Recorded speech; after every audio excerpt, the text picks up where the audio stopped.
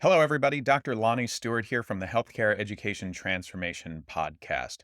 Are you a physical therapy student about to start studying for the National Physical Therapy Examination? Or maybe you're a professor, a program director, or clinical instructor who teaches DPT students preparing for the NPTE? Either way, we would recommend checking out our sponsor, NPTE Final Frontier, and the community they've built around preparing for and succeeding on the NPTE.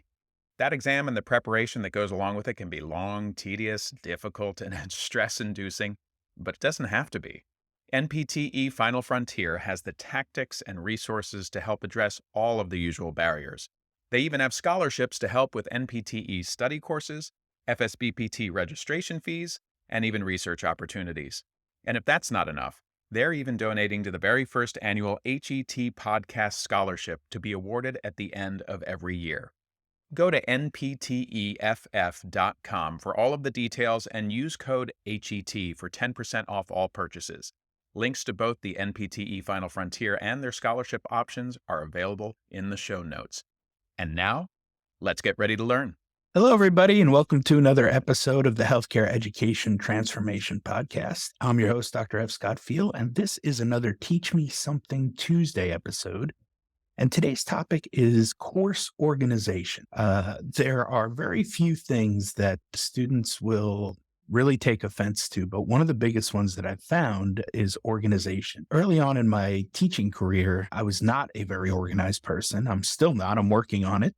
But even if your syllabus and your course seems organized to you, if it's not organized in a way that makes sense to the students, a lot of times you'll find general discontent. It feels discombobulated, disconnected, disjointed, and the students feel like they can't progress through the semester and through the course. It could be the same course taught by 3 different professors across 3 different campuses, as it might be in my situation. But the big picture is students have to know where they're starting and where they're ending. And then the path and the journey through that course to get to those points should be well structured, organized, and outlined. Now, the way I think about this is like Bio 101, right? If you go onto a big state university and there's a big lecture hall of maybe 60 to 100 students taking Bio 101, and there is the same course taught by Professor A, Professor B, and Professor C.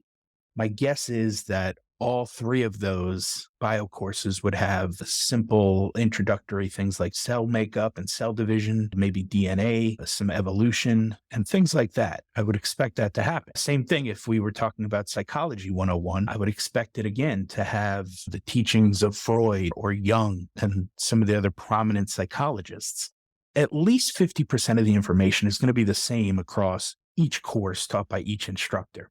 The special sauce, if you will, or the magic that happens is the things that the professor that's teaching that course finds important or finds to be the binder or the glue that kind of helps keep the course together, and the things that need to be woven into those 50% that everybody teaches in their own way or their own fashion. And it's important to have that, but it also is important to have a structure and an organization and a path that is easy to follow and can get you from point A at the beginning of the semester to point B at the end of the semester. So the big thing for me, especially, again, just recently being diagnosed with ADHD, organization becomes a really big factor for me. And the way I like to kind of work on my organization is to plot those points of introduction. Here's what they may or may not know at the beginning of the class. Here's what I need them to take away from the end of the class. And here are the units that I'm going to use to get there.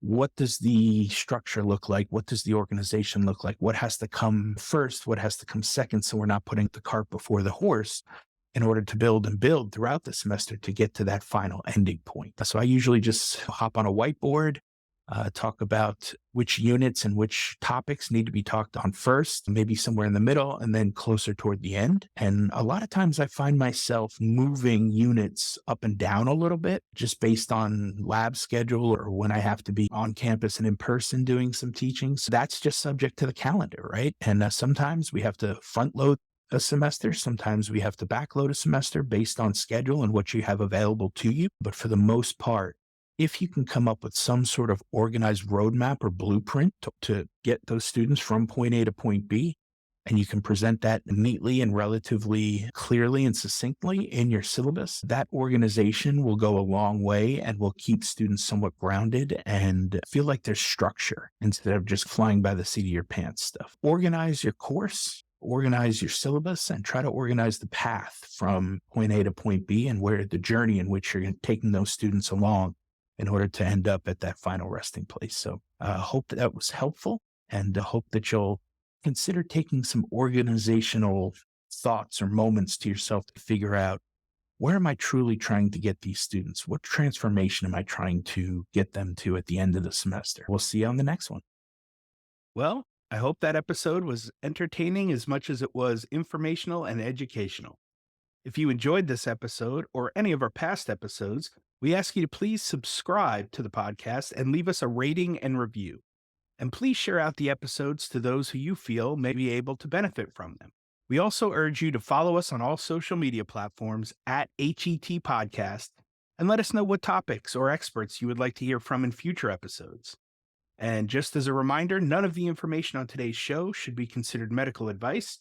It's simply infotainment or edutainment to help educate our audience. For medical advice, we always advise you to reach out to your preferred medical professionals, and we'll see you on the next show.